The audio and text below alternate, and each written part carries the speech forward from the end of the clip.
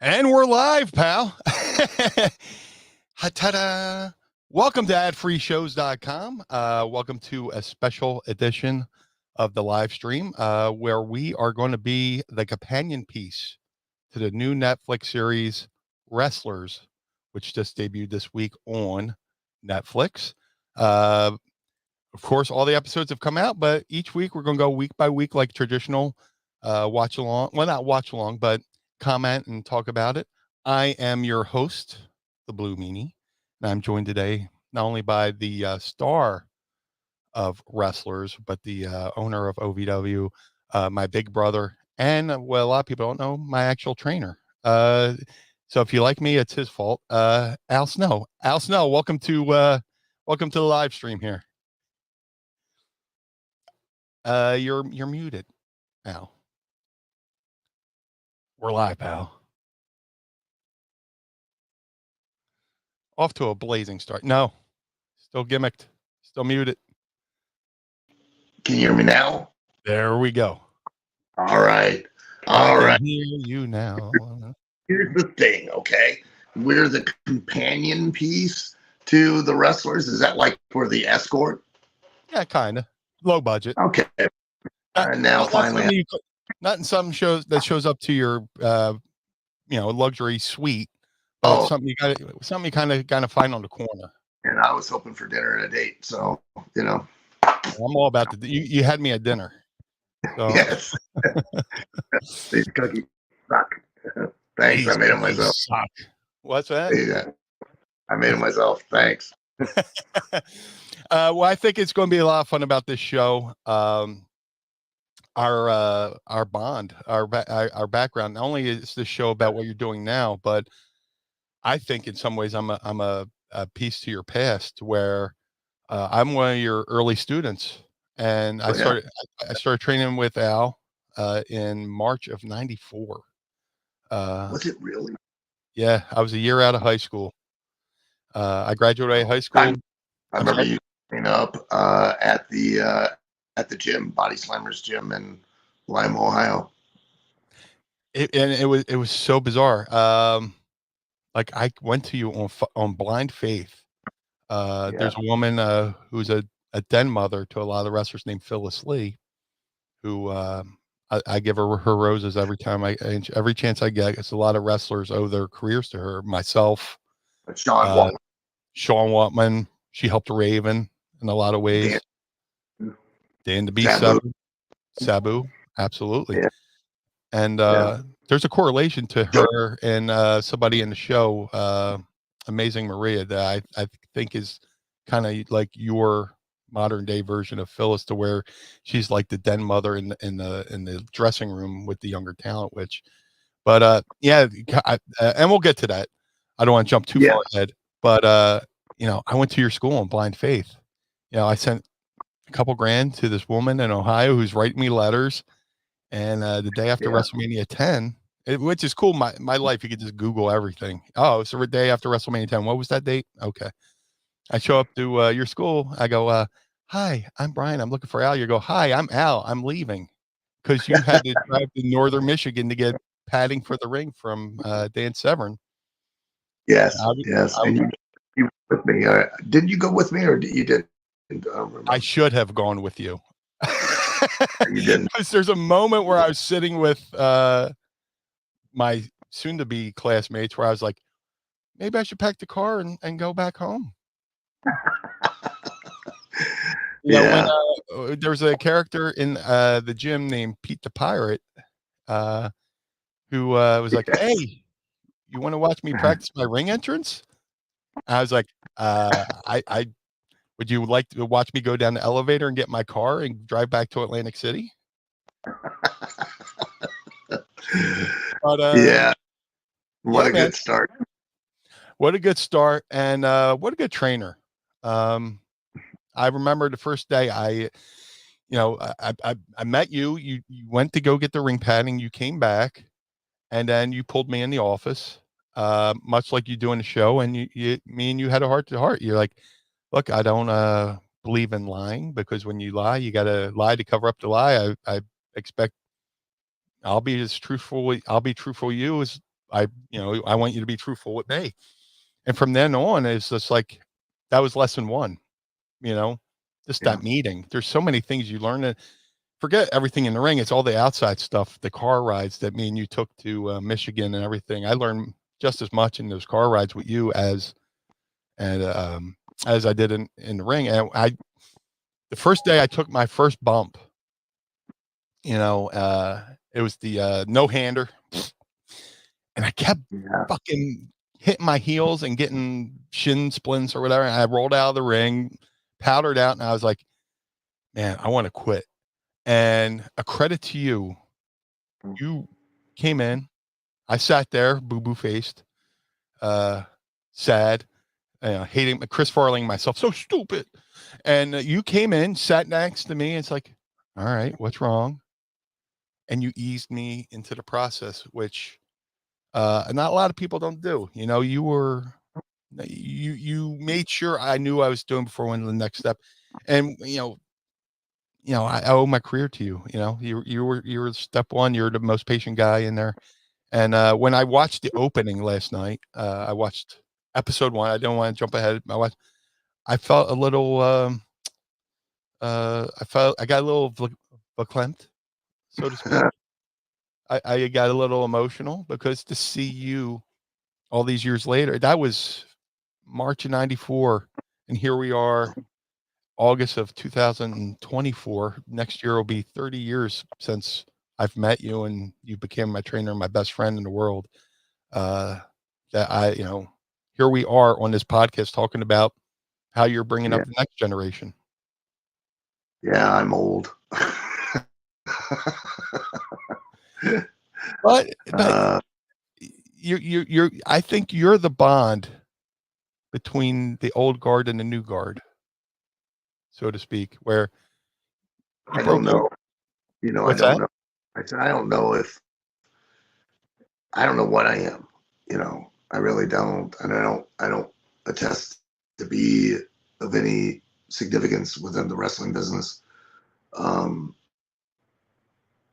I feel like it's kind of been my responsibility or duty to return the favor of, because that's what we always do. It's not doing the job when you lose to somebody else. It's doing the favor because it's expected to be returned. And, I've gotten so much. I've been so blessed, from professional wrestling to just because have been doing this my whole life. I've been able to, do things, meet people, go places, see things that make, I have a family. God, I have such a huge family. You're my family. Yeah. And all because of goofy, ridiculous business that we, sometimes take too seriously of wrestling. And if I can return the favor and give back to the wrestling business, even 1% of what it's given me, then that's fair. I disagree. I think you're very significant to the wrestling business, just because of, you look in the NFL and people are talking about an NFL coach's coaching tree. Look at Coach Andy Reid. He coached here in Philadelphia. All his under coaches have gone on to become these great head coaches. Now you've been this trainer. I don't know when you started. I started with you in '94. You started a little bit before that, but the people who can apply their name to you and go forward and say, "Hey, I learned that from Al. I learned from Al Snow." It's a testament to your will to give back to the business. So I think you're very significant to the business when you see the lineage of people who came underneath your learning tree. Well, I appreciate that. I mean, it's a compliment, certainly. I'm sure there are people that will I've always felt that my legacy in this business would be you kids, you and all of the other, people that I've, interacted with and helped develop and train and, you know, put forward into the business on it. And you guys are my legacy. You're what I'll leave behind. And I couldn't be prouder. And that means a lot to me, because you don't just put your stamp on anybody, you know. And I tell, there's kids out there who I've coached who are out there, and you know, I say, hey, you know, in the wrestling business, we're all our own personal business, but we're a subsidiary of pro wrestling. We're a subsidiary of who trained us. We're a subsidiary of the people that we're working for. So, you know, I tell the kids who I've coached, I don't like saying train. I'm more of the mental coach. I can't, and I gotta give it to you. I don't know how it's hard to train people from scratch. You know, day one, here's a bump. Here's a standing bump. Here's a flip bump. No, you can do it. I don't know how you did it. But you know, it's, you know, I've tried to mentally coach, you know, some kids, and it's not easy. And you know, they go off and they're by proxy a part of your tree because you taught me. And that's what you're doing now. I mean, when you think about, you know, where it was 94 and where we're at with wrestlers on Netflix, I'm kind of envious. Imagine if we had all that technology and that setup at Body Slammers Wrestling Gym in Lima, Ohio, where most of our shows were recorded on a just a stationary VHS cam. Now you have lights, you have monitors, you know. Yeah. What was it about those Body Slammers days that you took forward, and what is it that you did then that you still do now? And what was it? Was there anything you did back then that you learned from that you don't do now? No, I mean, everything that I did then, I still do today. The same philosophy, the same, you know, I've learned, I have a lot more experience than what I did then, certainly. And so I've simply refined the approach to what I was doing then to what I'm doing now. You know, I tell people all the time that, you know, there's this big misnomer, this big myth within the wrestling business tells themselves that the wrestling business has changed. I can tell you it hasn't at all. You know, because in order for the wrestling business to have changed, there's got to be something new that's fake. And there's only one thing that has been fake, will always be fake about wrestling, and that's just intent. That's what we're selling to the audiences, is their willingness to believe that, you know, you and I are in the ring facing each other and we're both trying to win and not lose. Yeah. That's what we're selling. Not selling that we're hurt. We're not selling that we're injured. We're selling that we're both trying to win at, you know, whatever it takes. And until you can come up with something new, something that's different than that, it hasn't changed.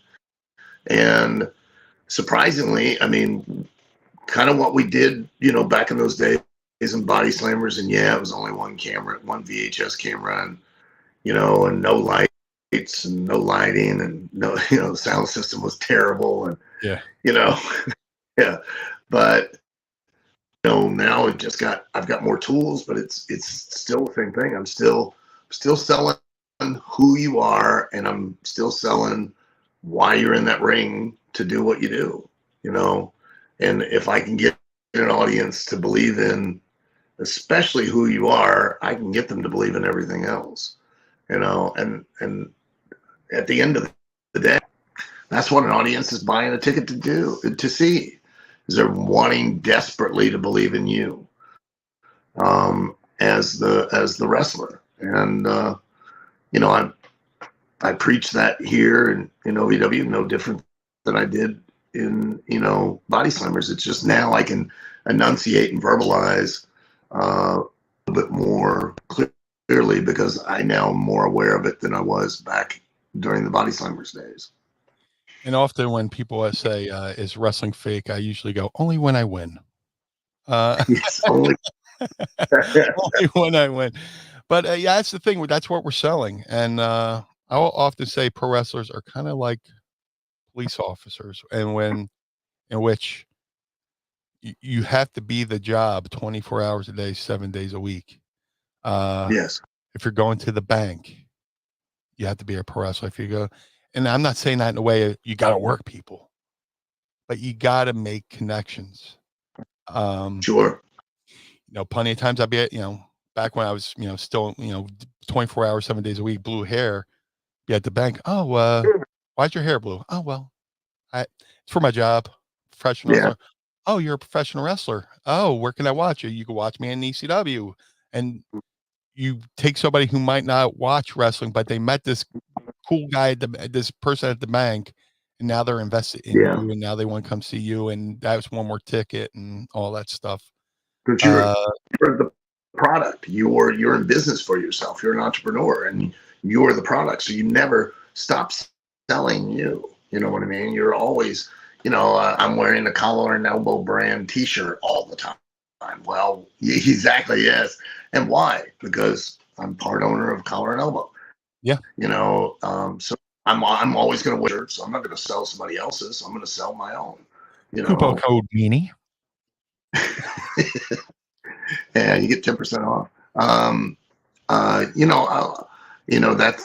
That's just good entrepreneurship, and I think a lot of talent, especially these days, misunderstand. They don't understand that is ultimately you're ultimately now in business for yourself. You're building a brand. You're building a product, and when you wrestle, it's it's commercial to sell that product to an audience, to motivate more of that audience to want to see you the next time, and you never stop. You 24 hours a day, 7 days a week, you're always.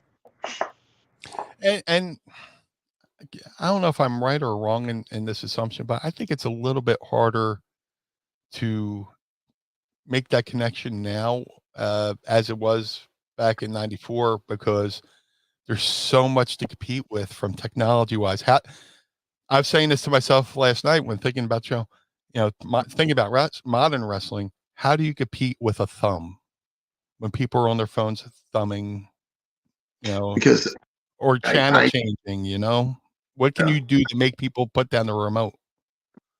I disagree with you. Okay. Respectfully. And here's why. Of course. Because things are much more sophisticated these days. Much more. They are sophisticated than what it was. The audience was much more simplistic, like, when I was a kid, than it is now. But it's not like they didn't have entertainment options to do. And in fact, quite honestly, they had more live entertainment options back then than a lot of they do now. I mean, back then there were the nightclub, performers like you saw Dean Martin and Jerry Lewis, and they came up from a lot of people that you saw on TV back in the 70s, 60s, 70s, even the early 80s. A lot of those actors and actresses, if you watch like something as silly as like the Dean Martin roast, everyone on that day was an attraction. Wasn't just a celebrity; they were an actual star. Yeah. And the reason they were is that they came up in the nightclub era, where there were bands, and there was and there was a lot of things. Quite honestly, there were a lot of things entertainment-wise for people to do back then, and more live, because TV wasn't as prevalent as it is nowadays. And so that competition was there then as much as it is now, just in a different form. Right. And when you become a professional wrestler, especially now, more than at any other time and point in wrestling, you've got to realize and understand, without a question or a doubt, you're now in competition for a valuable resource on earth, and that is people's attention. And you've got to get it, capture it, keep it, and then use it to motivate them to want to continuously experience you on a regular basis. And that means you've got to work smarter, not harder. You've got to work much smarter to be successful at doing that goal. and really being truly successful, it's going to require you to really be on the top of your game, and be aware, when you get on a platform like WWE is concerned, and that you were there. Now everyone in the locker room, you're not just competing for everyone's attention. Everyone else that's competing for everyone's attention. And the further you go up on the card, the higher the stakes, the more you have to lose, the more the pressure to perform, because you're only as good as the last time you went to the ring. No matter what you've done, for how long you've done it, drop the ball once, and then it wonders if you can deliver. Because it's one thing to go out there one night and boom, you just hit. You hit a home run, you're on the plate and you point and you hit it over the fence. Well, yeah. And the odds are that just about anyone on the planet could do that one time. What makes that person they can consistently, every time they approach that plate, knock it out of the park consistently. More often than not, they're going to hit a home run. Not a grounder, not a base hit. They're going to hit a home run. If you at least a home run, or a home run or a triple, a double. But when you start hitting just singles or a base hit or you walk or you strike out, well, everybody can do that. Not everybody can hit in the top tier. That's why there's only how many Reggie Jacksons, how many Hank Aaron's, how many Michael Jordans. Not because he was an amazing player, because he was an amazing player consistently. How many LeBron James? Yeah, and go down the how many Bradshaws and McMahons and et cetera in football, because consistently they delivered. And how many Steve Austins, how many Hulk Hogans, how many John Cena's, how many Rocks? Well, they're on that level because they consistently, every time they went to the ring, on a certain level that now you've got to aspire to be at. And at one point you brought up in that last night's episode, episode 1, I should say, that really hit home with me. A lot of people are so worried about being perfect instead of just letting instincts take over. And that's where it comes. You say consistency. You're constantly in the ring, working, honing your craft. So when you're doing something, it just becomes muscle memory. But the thing that stuck with me is people are afraid to make mistakes. Yeah.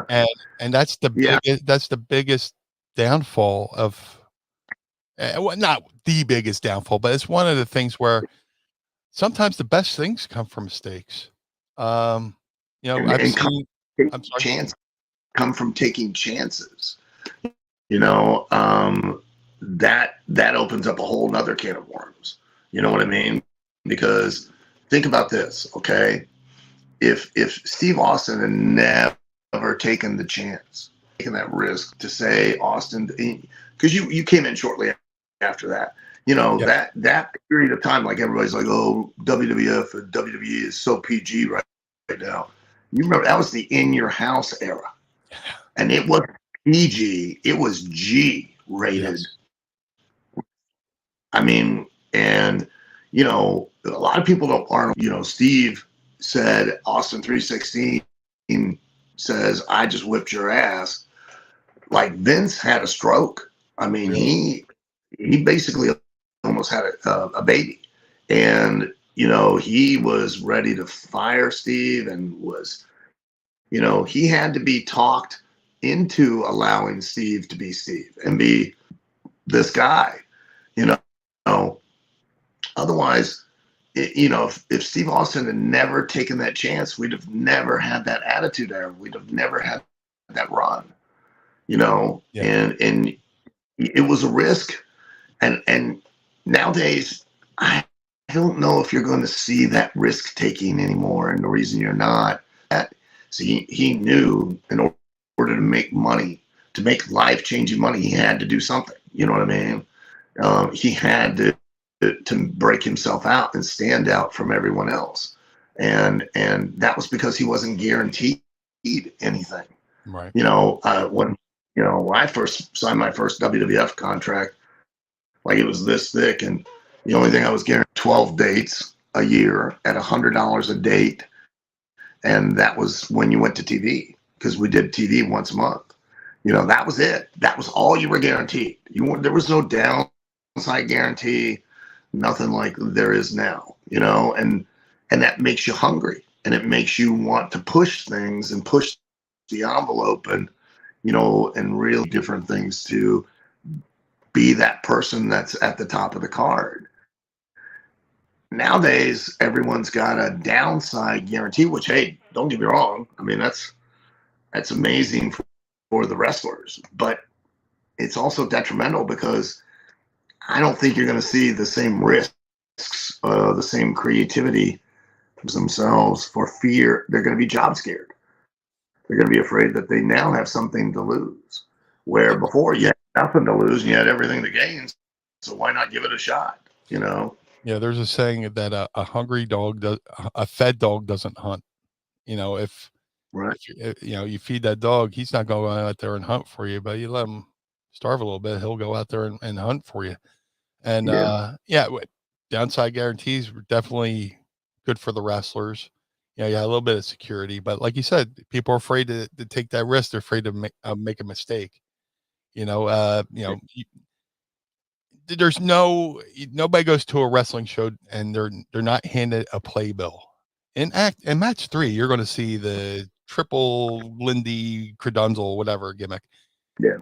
People want to show up. They show up not knowing what's going to happen, and they don't want to know what we're going to do. And it's our jobs as people to be the greatest form of escapism and let people forget about their day. And we're a live action comic book where you can actually interact with the heroes and the villains. And it's our job, to make people forget about their day for a moment. And I was very happy that I got to have a little bit of escapism watching episode 1 last night. And I looked at everybody on that show, and I don't know if I met everybody on that show, but I feel like I've met everybody on that show. I love Cash Flow. He's pretty much, I've pretty much been in a locker room with a Cash Flow on every show. And then I've also, been on a show with a youngster like a Haley, and her mom. I didn't know that was her mom until the episode. But just to see the camaraderie, and stuff like the opening shot, you feel like you're walking. It was kudos to the producers. When you walk in there, you feel like you're walking into a wrestling locker room. They captured the sounds, the feelings, the smells.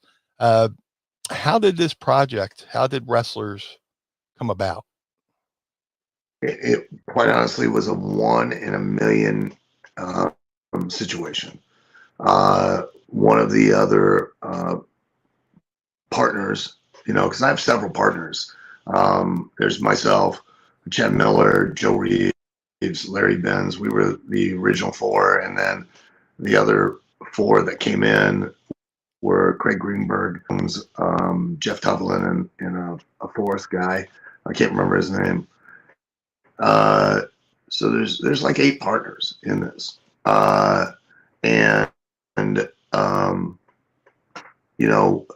Craig, he and his wife, from the way I understand it, they had went to high school with an executive from, and she came back into town for a wedding, and they reconnected, and then that began the conversation, and then that conversation went from just a conversation to, hey, let's pitch this idea, and got other people in BBC America involved, and then came the pursuit of Greg Whiteley, who directed and produced brilliantly Last Chance U and Cheer.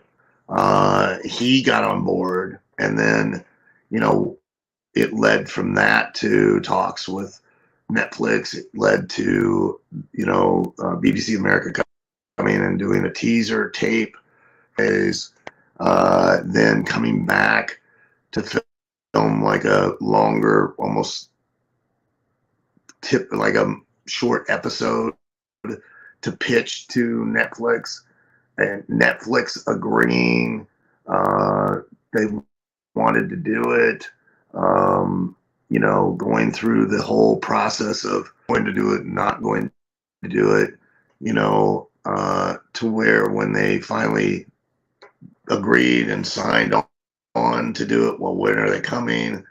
No, they're not coming. Well, yeah, they are coming. They showed up at the end of May and were here literally until the end of August last year, filming 24 hours a day, 7 days a week, in everybody's lives. I mean, it was wearing to, it's going to air, next year.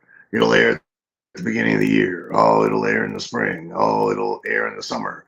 Oh, it's going to air in the middle of October. Oh, no, it's going to move up to now September. And then, and here we are the day after, Right. It was a process. I mean, it really was a process, but my God, it actually happened, I've always told you, and, we always taught, hey, in the wrestling business, you write everything down in pencil, because until you've been there, done it, you're back home and you've been paid and the check hasn't bounced, ain't nothing guaranteed. Yeah. And people outside of I think entertainment in general, I think they we're going to do blah, blah, blah. And they just write it down in pen like, oh, it's going to happen. And as well as I do, is that, all the experiences we've had, that if we had a nickel for every time something like this was going to come around, we'd be on a beach right now surrounded by strippers, Yeah. and because it just doesn't happen, and people outside of it, a lot of my partners were really found it troubling, when they would come in and they would be talking about this project, and all the wrestlers would just sit there and go, okay, yeah, yeah, or, and kind of cynically, and they're like, why are they not getting more excited? And you're like, well, because we've been down this road, you know what I mean? And we just got to wait and see. And, but my God, I mean, it actually did happen. And then now, you're terrified, you know what I mean? You're scared, because now, are people going to like it? Are they going to watch it? Is anybody going to talk about it? God bless Danny Cage and the Monster Factory. Yeah. I mean, just earlier this year, similar project. Yes. On the Monster Factory, and it was on Apple Plus TV. Nobody, and I mean nobody, even spoke about it. And I don't know why. And it's a fantastic show. I'm sure it is. I never have gotten the opportunity to see it because I don't have Apple Plus TV, but I mean, nobody even spoke about it. You know what I mean? It was insane. I don't think I would have even known it was happening if it wasn't for the fact I'm friends with him on Facebook. Yeah. And I saw him talking about it. And I was like, I got to be honest, I was terrified that was going to be the fate of this.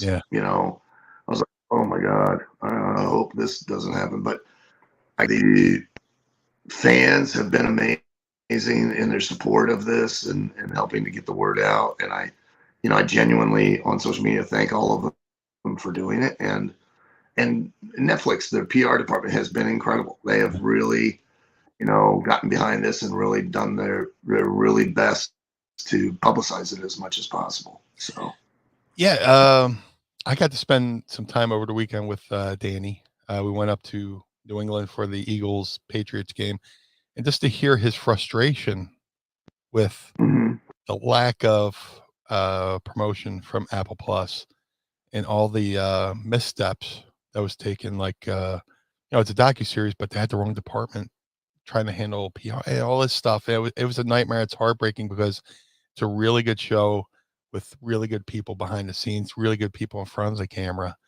And you had been dropping like breadcrumbs of, oh, there's something coming out. There's something coming out. It's like, ooh, I hope it's good. And then when he said Netflix, I was like, oh, thank God, because I knew the nightmare that Danny Gage was going through with Apple Plus, and hopefully Danny can land a season 2 somewhere else, because that, or somebody could pick it up. Kind of like when Fox dropped Brooklyn Nine-Nine, and then NBC picked it up. Hopefully somebody could pick that up. But when you said Netflix, I was so relieved. And and there's a kinship between the two shows, because there's passion in there.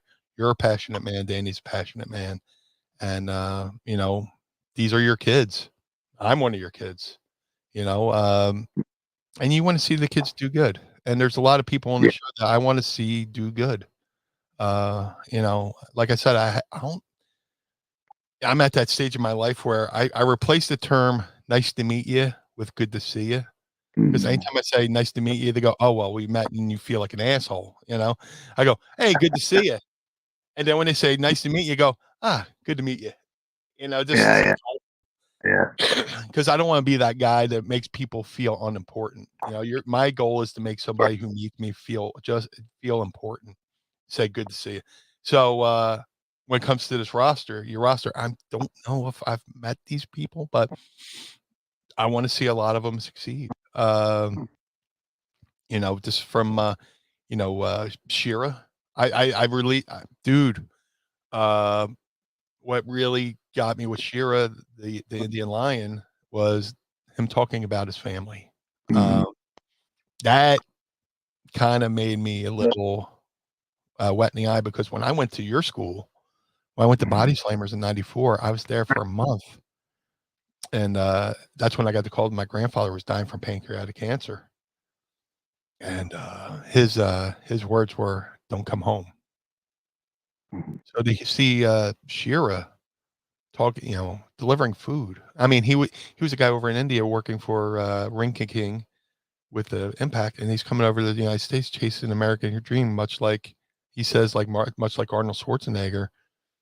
And you see him delivering the food, talking about sending money home to the family. It reminds me of the times, I was at your school and the folks would send me a couple bucks, and we go to your bank and you'd cash it for me, and I'd have a couple bucks here and there. But his story I can automatically relate to. Big fan of Reverend Ronnie. He spoke, a lot of truth with, people thinking, rushing and worrying about the next spot, let Muhammad happen.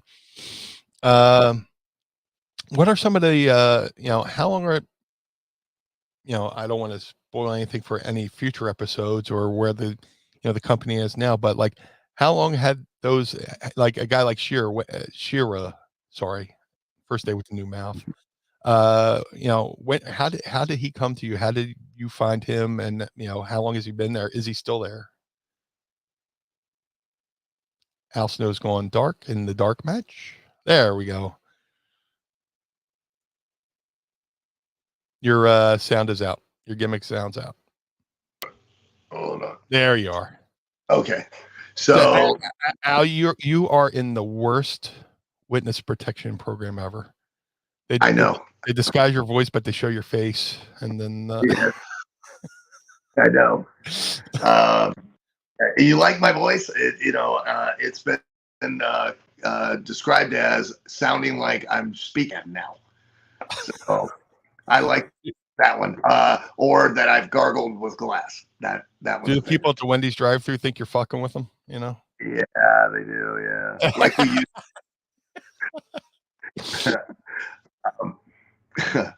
I'm sorry, I didn't mean to throw you off track there, but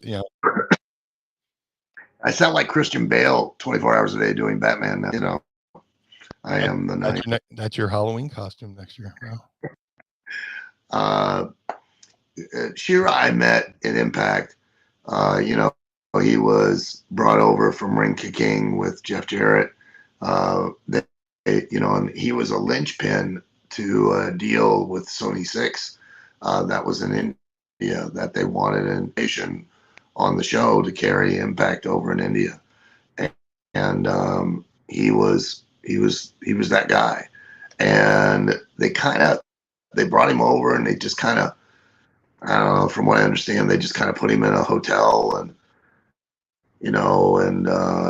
the only wrestling experience he kind of got was with James Storm went out because he's a great guy to kind of bring Shera to his house and around his family, and would work out with him and train with him and take him on independent shows.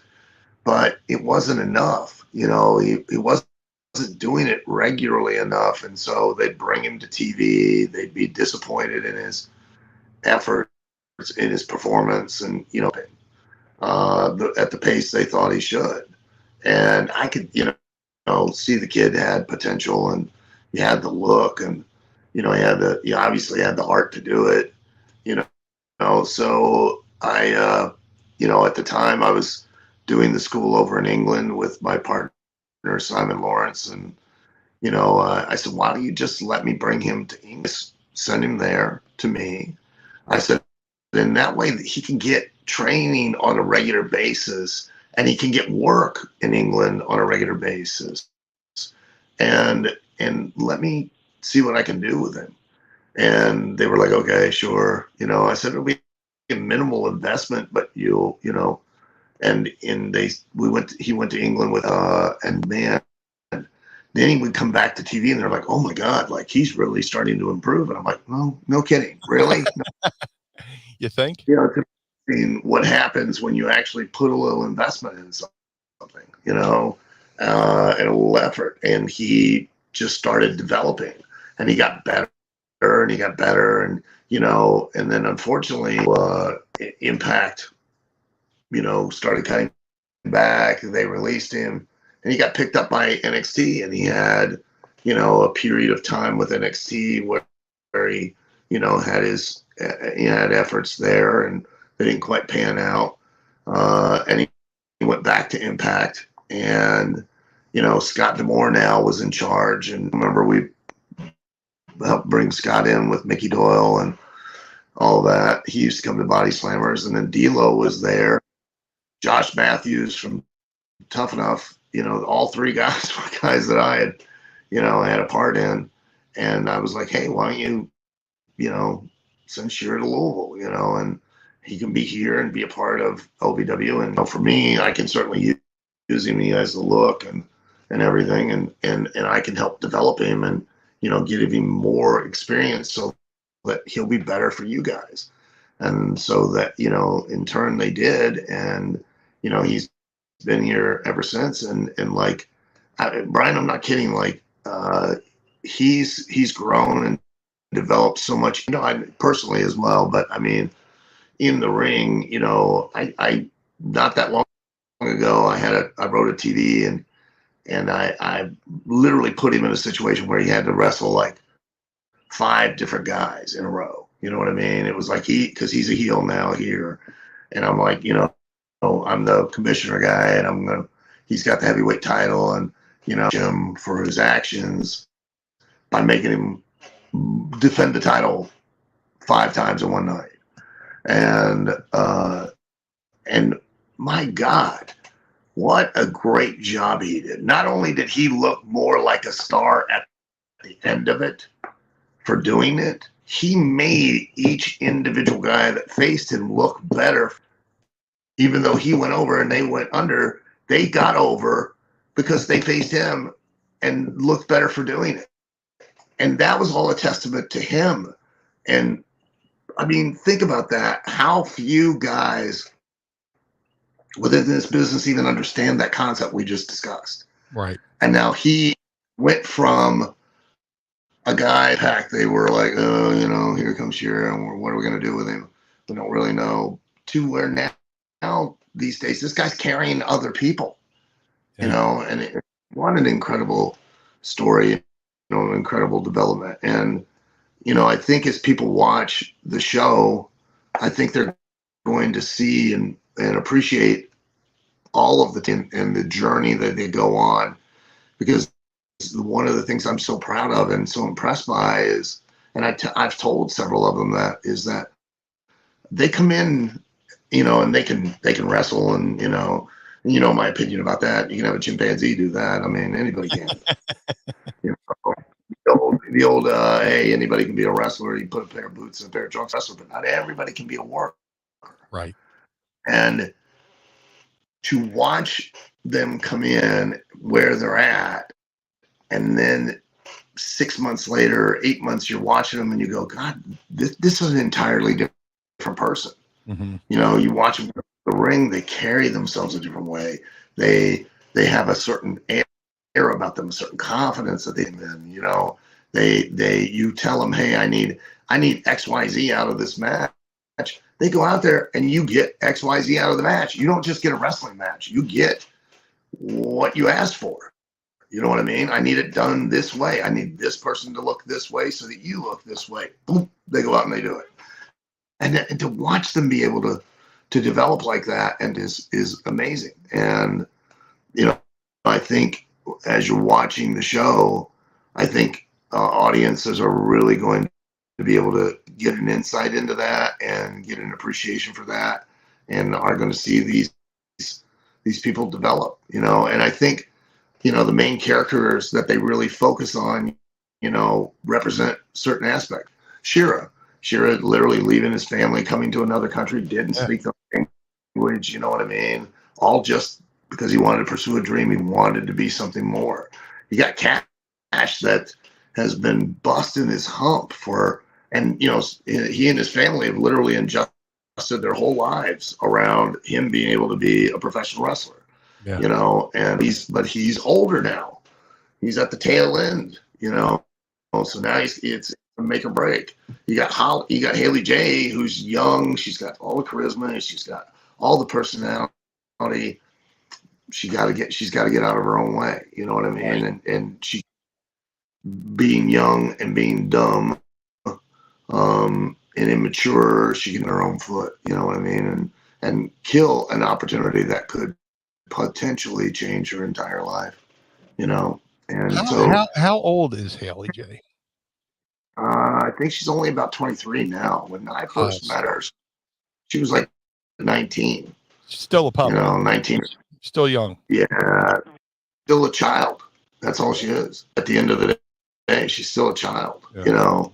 And I think people are going to connect with that. I think they're going to relate to that. You know, you got Jesse Goddard, you know, from Big Brother, you know, famous from Big Brother. Lots of, you know, he's mainstream.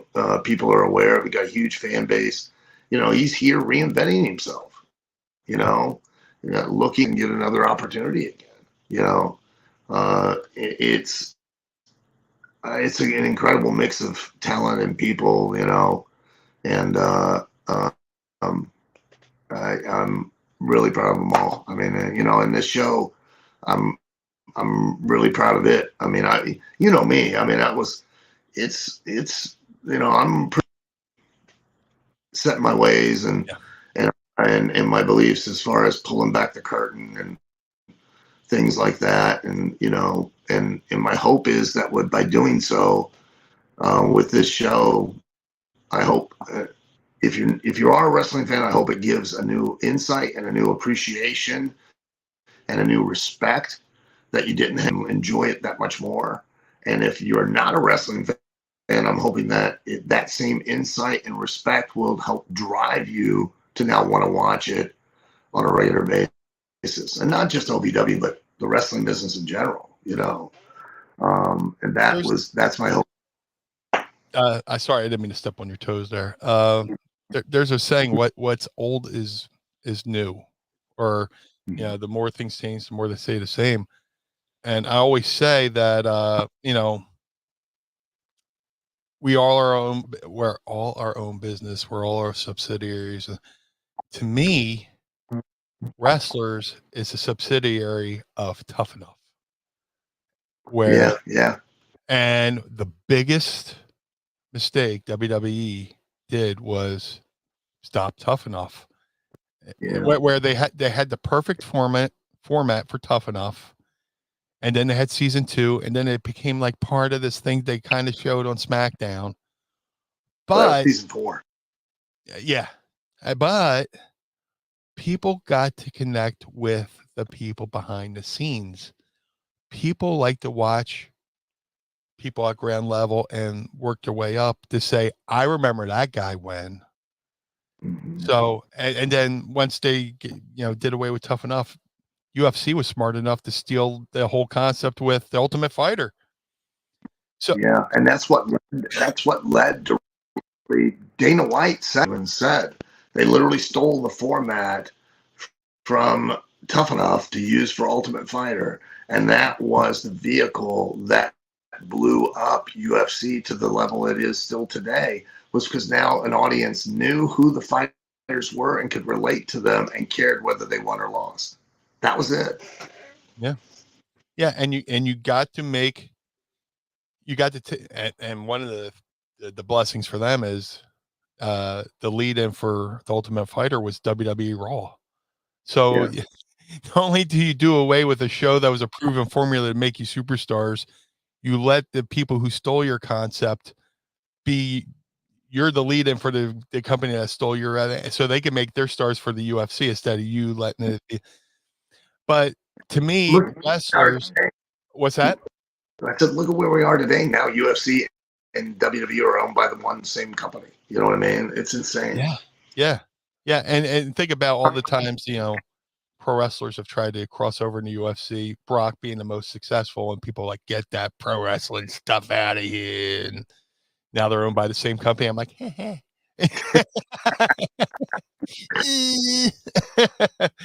But yeah, to me, wrestlers is justice for those who wish Tough Enough was still around, and that you get to see people. You're not seeing them directly from scratch. There's no audition process. Some of these people are still sort of on the ground floor. Some people are in the attic. If wrestling's a house, Haley J being the youngest and Cashflow being the vet. And you get to, let these people, you get to see Haley J hopefully grow and become the superstar, because she does have an it factor. Oh, yeah. She has a look, she has charisma.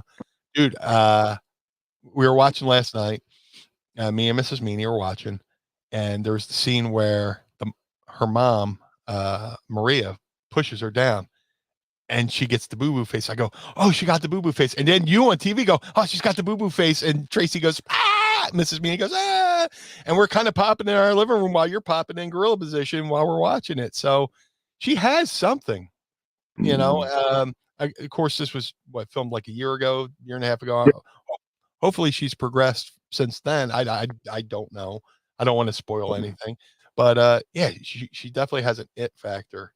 And Cash Flow, again, those are my two go-tos. It's Haley J, because I've seen a Haley J in every locker room throughout my career, and I've seen a Cash Flow in every locker room throughout my career, and there's something endearing to them.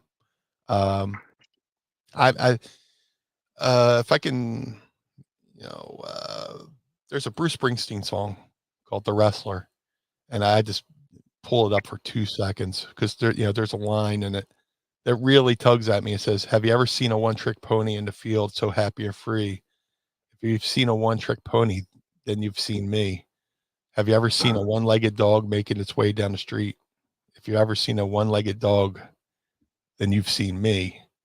And pro wrestlers are a special breed. We've all had we have our issues. Yeah, we're all broke. Okay, we're all. I grew up somehow broke. Yeah, I grew up a fat asthmatic kid who couldn't play the other kids' reindeers games while their kids were out at recess playing, tag or dodgeball or whatever. My grandfather had to come to school with a nebulizer machine, and I had to breathe medicine every day. Every Thursday, I had to go get a shot in my arm. Eventually, we found good doctors and got my lungs up to speed. But that does something to you. You grow up bad, you're depressed because, you have asthma, you're made fun of. With the asthma becomes lack of activity, you become a fat kid, then you're teased for asthma and being fat. So through pro wrestling, I was able, much like you know, much like I'm sorry, I'm blanking here. Much like Haley J, pro wrestling saved my life. You know, Yeah.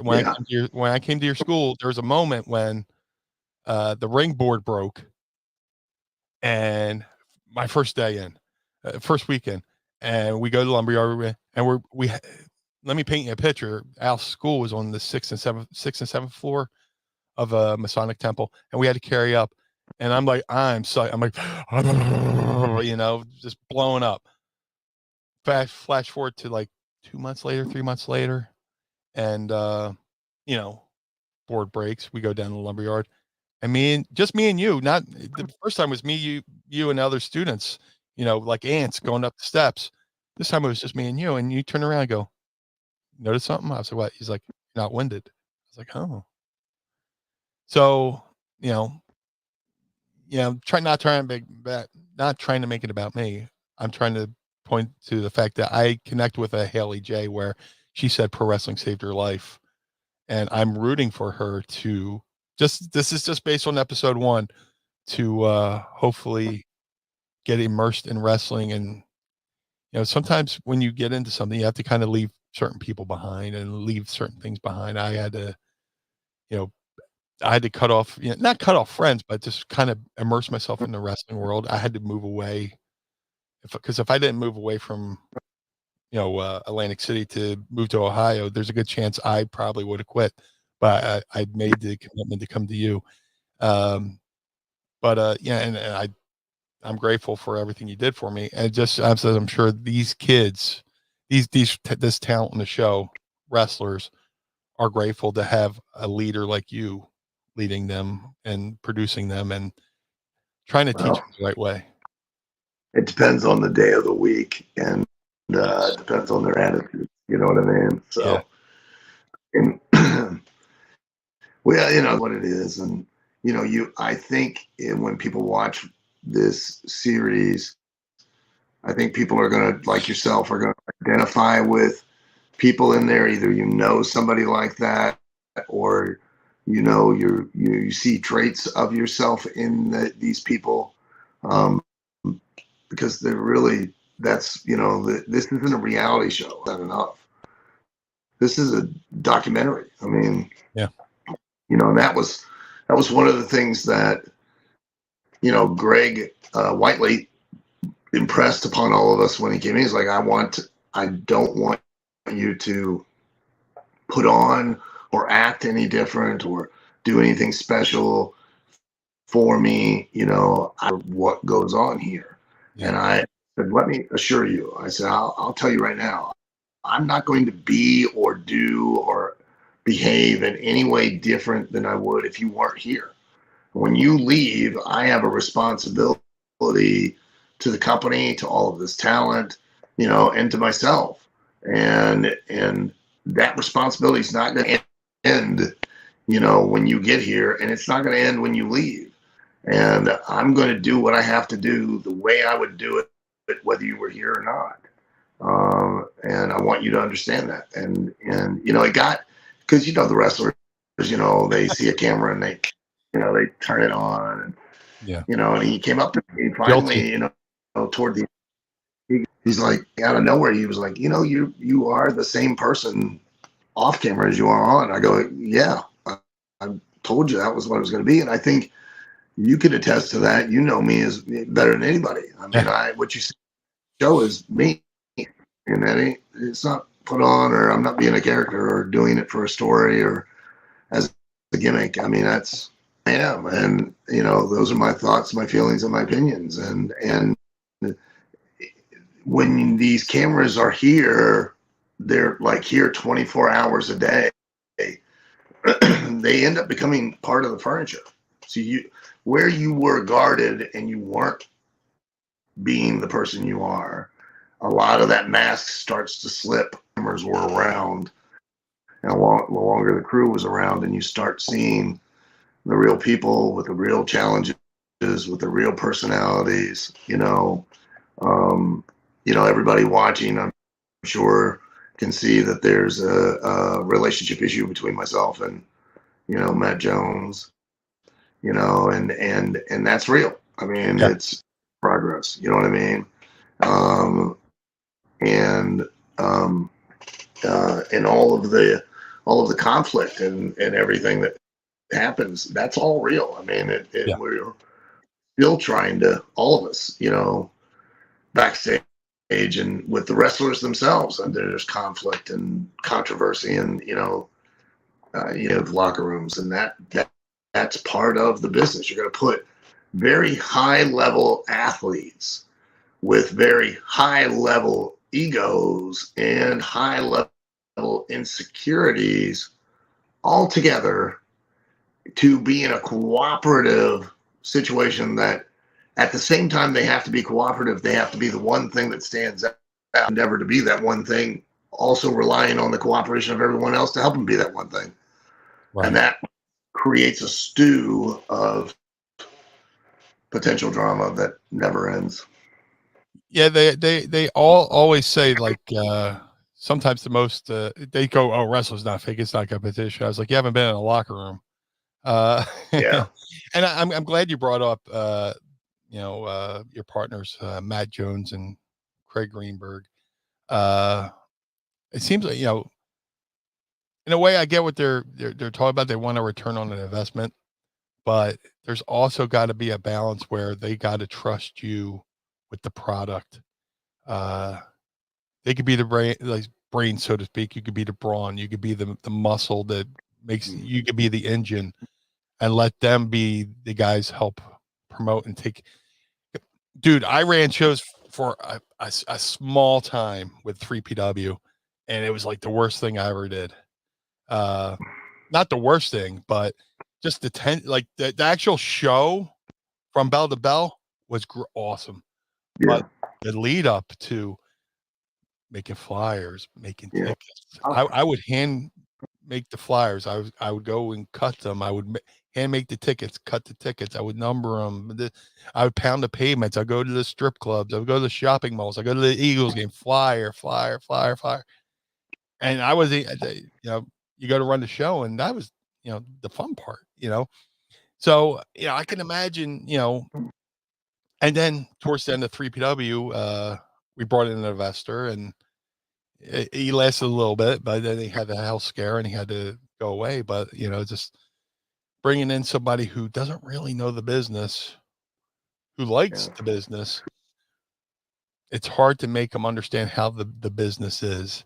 And it probably doesn't help that one of the investors is calling the fans wrestling dorks, but What an idiot!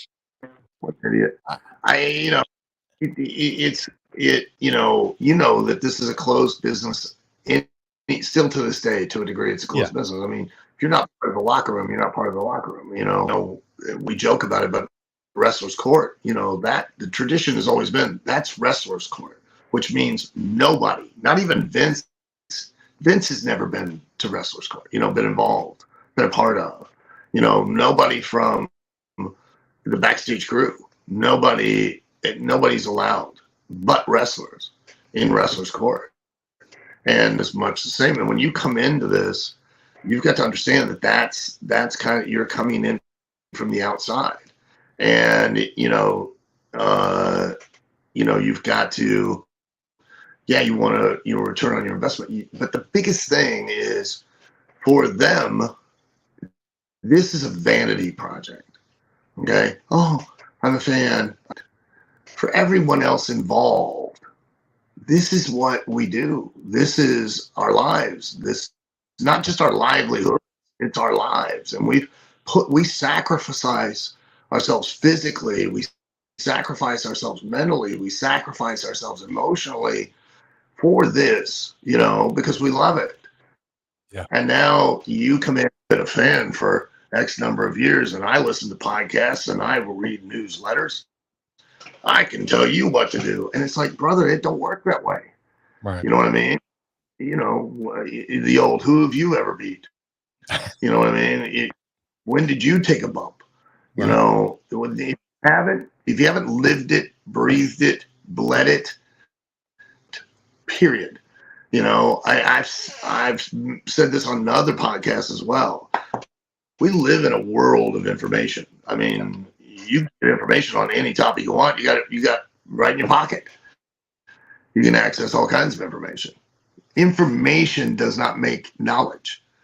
Information with a commensurate amount of experience make knowledge, make you have a real understanding of whatever the topic is that you're talking about.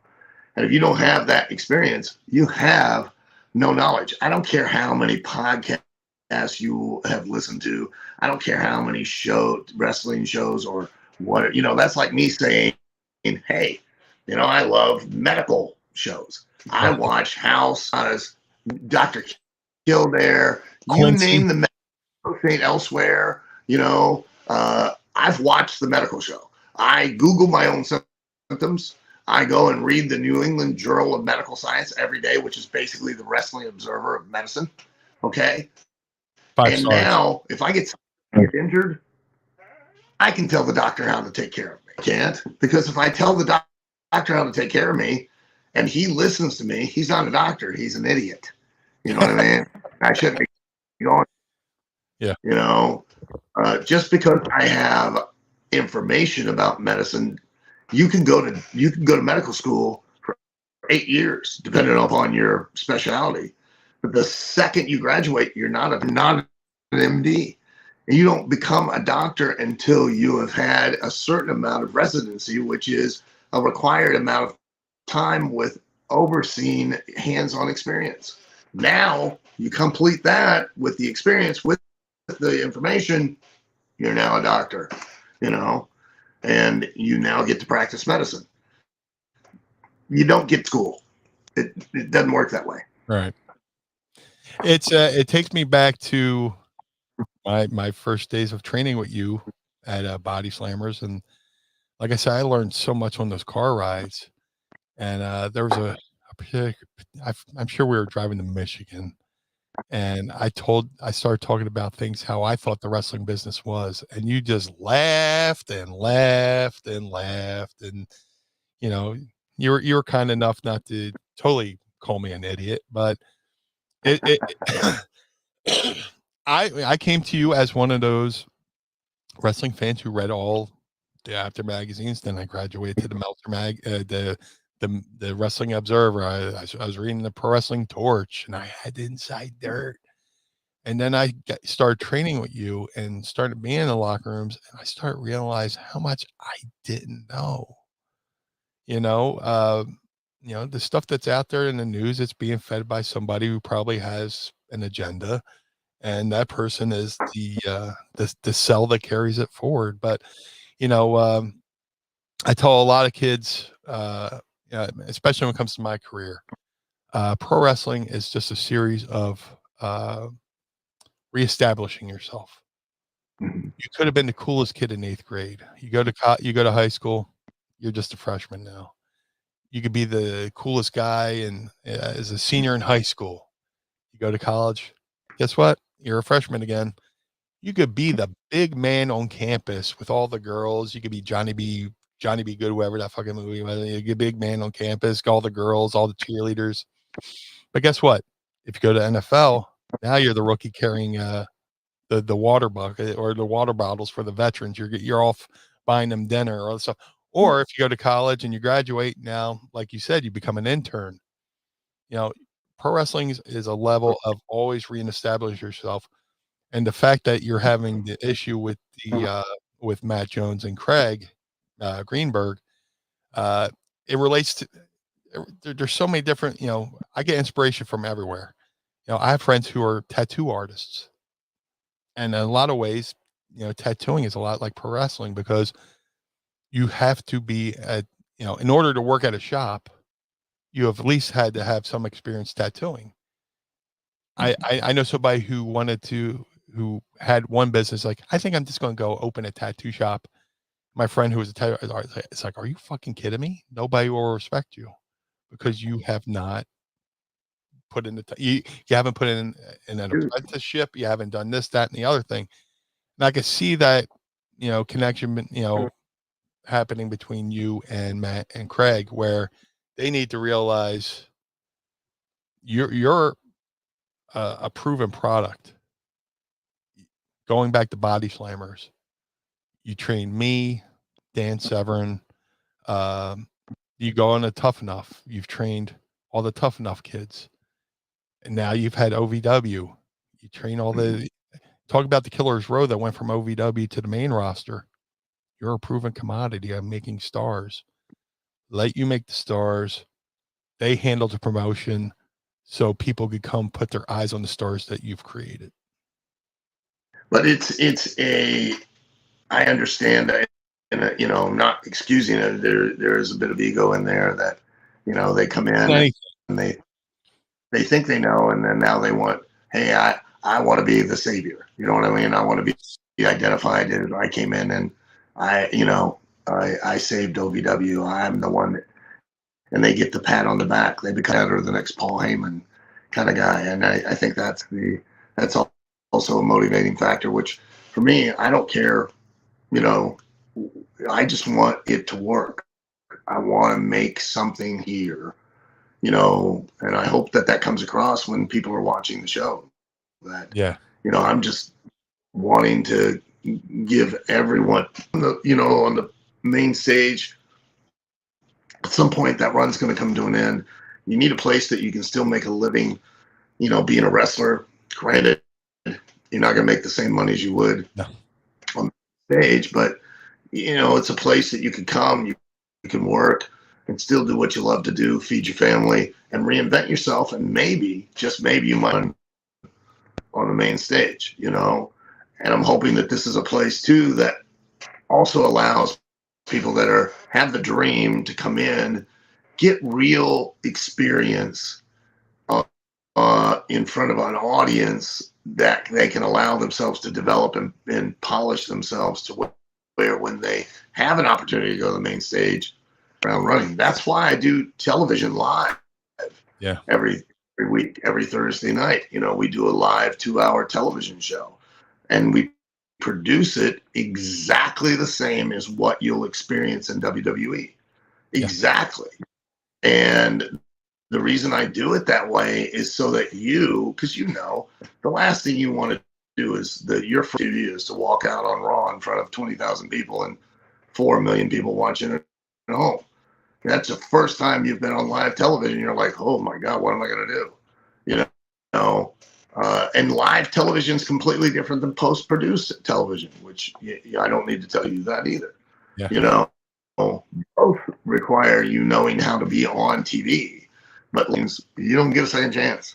Hey, well, fix that in post. Right. You either deliver or you don't. And you know, these days you're not going to find another place to get that experience. And that's something I want to point out too, is that, you know, with the school, I wanted the standards because we don't have them anymore in wrestling. You know, that was kind of what ended up making me get into this, was because, you know, I was around on the independents. I'm looking around, and granted, it's an aesthetic cosmetic business, but like one of the things, like, you know, people don't understand is that you athletically, you know, you were able to deliver in the ring. You were at no point risk to yourself or your opponent, right? Because you were in ring condition to where you could perform athletically. And I see so many people out on the independents these days, brother, they aren't in shape to go to Walmart, let alone get in the ring with another human being and pick them up and throw them down, you know, and there's no standards to it. And so I took it upon myself with my partner, Chad Miller. And you know, it took us about 2 years of effort and money and time, but we were able to get actually accredited by the State Office of Proprietary Education as an actual trade school for professional wrestling, sports entertainment, and broadcasting. So, you know, if they come to the school, learn the skills in the ring, they learn how to operate a camera, they learn how to do lighting, sound, you know, editing, you know, videography, you know, producing, every live event management, everything. They learn everything.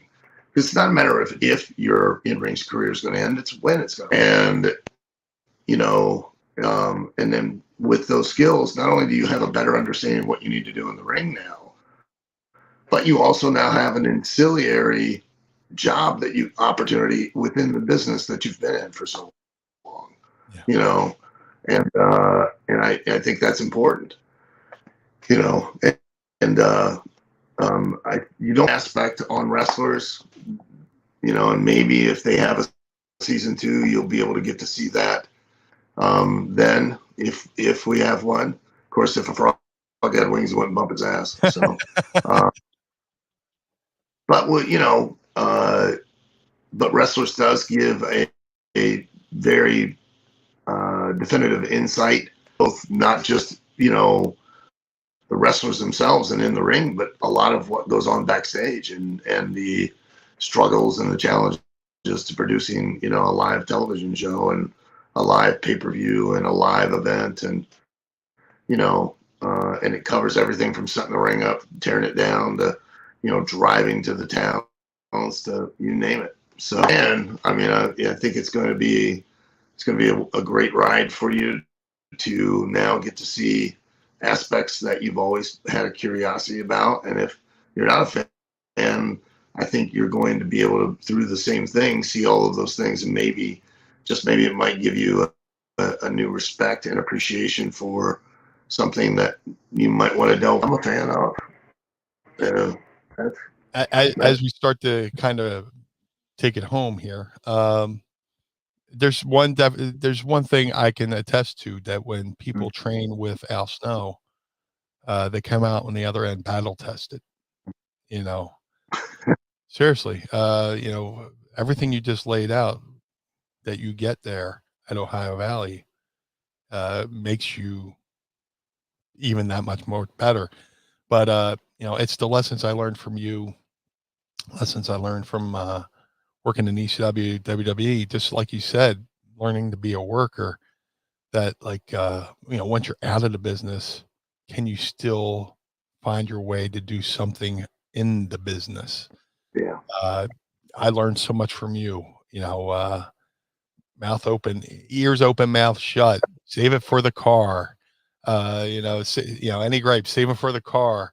You know, just always have your gear, never check your gear. You know, just, and then just the personal, you know, the lessons of what makes somebody a good worker, all that stuff. I learned all that from you. And then I was fortunate enough to, you know, work for Sabu, work for, you know, Dan Severn, and then work Mike Samples every Thursday. And then you turned to me and you said, "Hey, you've been here a year.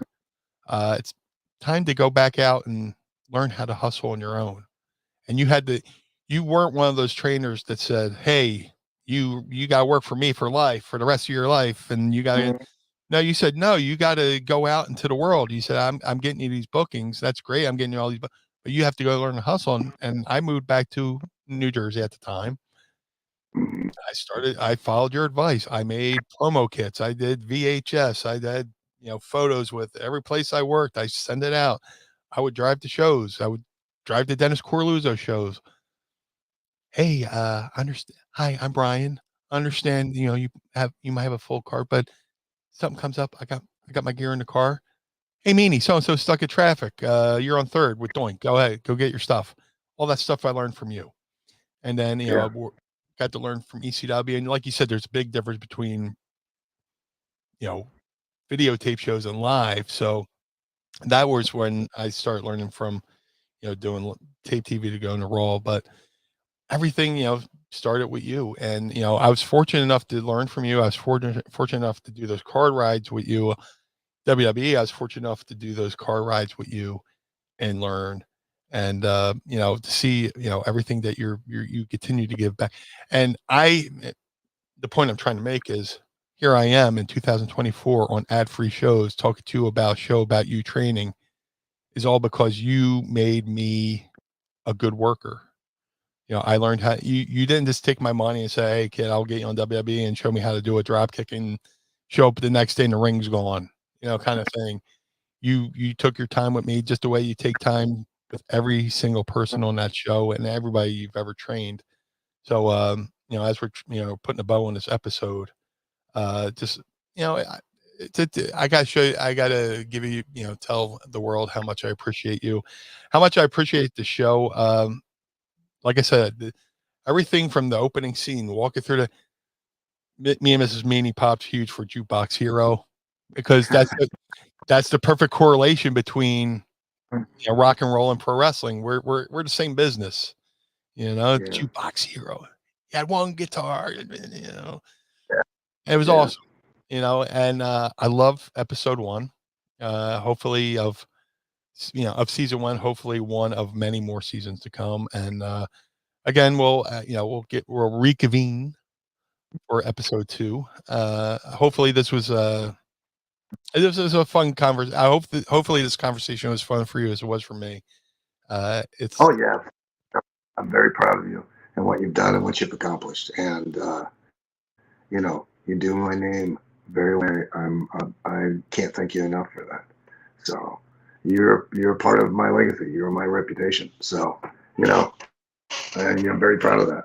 And I hope people will watch wrestlers, and I hope they gain an appreciation and an insight, like I said. And each episode, I haven't gotten party last night at the arena, and all the wrestlers watched the first episode. We watched episode 1 and 2, and then Jessica and I came home last night. We were going to try and watch 3 at like midnight, and Wi-Fi wasn't working, and we couldn't get Netflix up on TV, of course. So I've only seen really the first, and I haven't seen anymore. But the people that I was amazed at the number of people on social media that said that they binge watched the whole thing in one day, and just captivated by it, and just couldn't stop watching it. And the people that have talked about how great it is from beginning to end, and how they want more. So keep my fingers, my toes, and my testicles crossed that will be a success, and will be a positive for everybody, for wrestling in general. I mean, that would be such a thrill for me. So the one thing we could ask, if while you're watching this live stream, if you like wrestlers on Netflix, tell a friend. If you don't like wrestlers, tell an enemy. But most importantly, what's that? Better tell your mom. Thanks. Nah. But most importantly, if you like wrestlers on Netflix, tell a friend, share it on social media, tell everybody, watch it and watch it again. Get those streaming numbers up, because that's what makes or breaks the show, is the streaming. Watch it. Tell your friends to watch it. Literally do the Clockwork Orange, put them in front of the TV, put the toothpicks in their eyes, and make your family watch wrestlers. And hopefully like it or don't like it, tell me on social media. I'm at the Real Al Snow. I don't mind criticism, and I don't mind comments. Let me know what you think. I'd love to hear the insight as to what you guys think as an audience of wrestlers, and what you think as far as how it'll affect the business and its effect on the business. Let me know. Yeah, as we wrap this up, where can people follow you on social media? Where can people follow Ohio Valley on social media, and where can they watch Ohio Valley Wrestling each and every week? If you want to follow me on social media, follow me at the Real Al Snow. There have been, and if you fake beam me, I'm just going to send you a message and go like, really, dude, can't aim the bar higher. I mean, really, like I'd be shooting for like, more, anybody but me, if fake being a celebrity, for God's sake. Neil Armstrong, first man on the moon. Brad Pitt. But the Real Al Snow on Facebook, Twitter, Instagram, all of those. You can follow me there. If you're wanting to follow OVW, it's OV Wrestling on Ohio Valley Wrestling on Facebook. It's OV Wrestling on all of the other forums, Instagram, TikTok, and Twitter. If you are to find out more information on OVW, you can go to ovwrestling.com. If you want to find out information on OVW Academy, you can go to ovwacademy.com. And if you're interested in watching our live television show that airs from 7 p.m. to 9 p.m. every Thursday night Eastern Standard Time, you can watch us on Fight TV, or you can get about 100 million homes from Canada to Puerto Rico, Guam, Bahamas, and Virgin Islands on YTA, Next Level, Sports, Action Channel, RCN Network, the Lily Network, and Game Plus. And that's awesome. Thank you, Al, for joining us. I am the Blue Meanie. If you would like to follow me on all social media, go to @BlueMeanieBWO. I also have a podcast, Mine and the Meanie. Go to mineandmeanie.com. We have great conversations like this as well. And I'm grateful for the ad-free shows family for allowing me to be a host. Do they know what they're doing? I don't know what I'm doing, but we just called it in the ring. I think this went well. But for Al Snow, I am the Blue Meanie. This has been Wrestlers Season 1, Episode 1. And we'll join us next week as we take a look into Episode 2 of Wrestlers. Thanks for joining us. Have a good day. Thank you.